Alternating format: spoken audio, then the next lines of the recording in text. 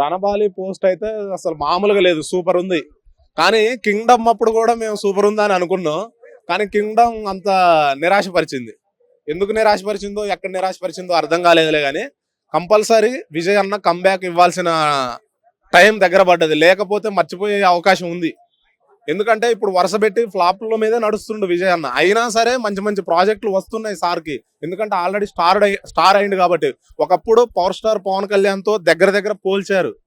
ఏది first hat trick కొట్టినప్పుడు వరుస పెట్టి సినిమాలు తీస్తుండు, కానీ ఎక్కడో పోతుంది. ఆయన కరెక్ట్ గా వాడుకోవట్లేదేమో అని చెప్పి ఆయన అభిమానిగా నేను ఆవేదన వ్యక్తం చేస్తున్నా ఒక రకంగా చెప్పాలంటే. ఇప్పుడు రెండు కాదు, ఈ మధ్యనే వచ్చిన సినిమాలో సగం సినిమాలు అంతా 1980 కూడా కాదు, 1890లోకి పోతున్నాయి.